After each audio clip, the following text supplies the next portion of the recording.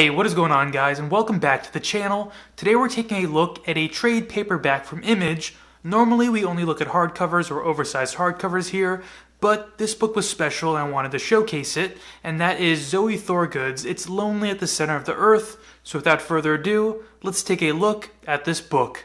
Here is the cover of the book, It's Lonely at the Center of the Earth, an autobiographic novel by Zoe Thorogood. And here is the back of the book, which says this book was not supposed to exist, and what a shame that would have been. So what is this book? Well, it's 6 months of the author's life illustrated, and in those 6 months she battles depression and its accompanying tumorous thoughts, has some highs, has some lows, has some revelations, and just kind of poignantly puts her thoughts together for us in a way that is super palatable for anyone. That is the plot, but looking at it just from a narrative perspective isn't really the idea here, I think. This is more a surrealist collage of thoughts and life. It's what can happen when an artist is allowed to go down a rabbit hole of exploration and self-discovery and self-reflection. The art in here is incredible. The use of the medium is very, very unique. I mean, you turn the page in here and you never know what's going to be waiting for you, and I think that is just exceptionally exciting. Also, my apologies that it's kind of hard to keep the pages open in a nice way to really showcase the artwork of the book to you. I'm not super used to doing this with trade paperbacks. You know, omnibuses normally make this a lot easier on me. But circling back to the book, this is the kind of book that envelops you. Its storytelling and voice pulls you in,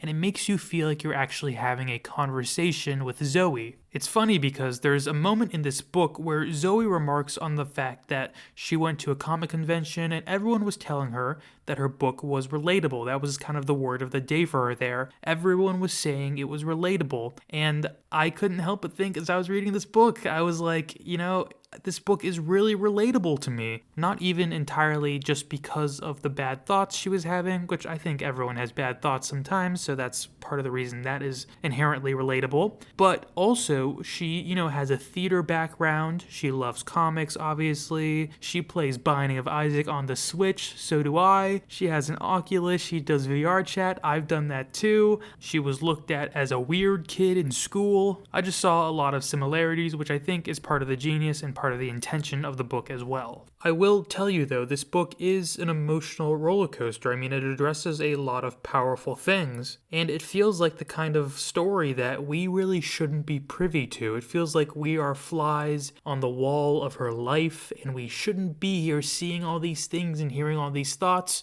but we are anyway, and that really humanizes her, for better and for worse. There are moments in here where I was like, yes, Zoe, go Zoe, hooray! And there were moments in here where I was like, oh no, Zoe, come on, please. And I think that's because I was really invested in the book. And that is because I think the way that Zoe speaks to the reader in here, the way that she sets things up for us, this was very much meant to be a comic, and Zoe has a really good understanding of how comics work and how storytelling through comics work. And I'm sorry if some of my praise for this book is sounding a little abstract. It's just a harder book to sort of review like this because I can't really say, this happened, and then this happened, and then this happened, and then this person showed up and did this, because it's not like that. It's kind of like a hug that sort of grips you and holds on a little too tight so you get a little uncomfortable, and then it realizes that it's holding on too tight and it lets go, and then you sort of back up and you're like, you know what? That was kind of nice. I like that hug. I also want to add, it's always really nice when somebody can tell a story like this so candidly because, maybe unknowingly it offers support and validation to those who felt similar things, and that is important, and that's a story to be proud to tell, in my opinion. I picked this up because I know that Zoe is an up-and-coming comic book artist. The term up-and-coming, I hope, isn't offensive. It's kind of a nebulous, vague thing, really. I mean, she's very successful already, and I followed her on Twitter to keep up with this book, the project, to see when it would come out. And so I wanted to warn you guys because I saw her tweet recently that these books are selling really, really well, and that the first printing is going to be sold out here soon. So if you want it now and you don't want to wait for a second printing, then you should go purchase this as soon as you can. And again, I highly recommend you do. It's just one of those books that doesn't come around too often, and you just look at it and you're like, this is insanely creative and just insanely good. It adds so much to the comic book world.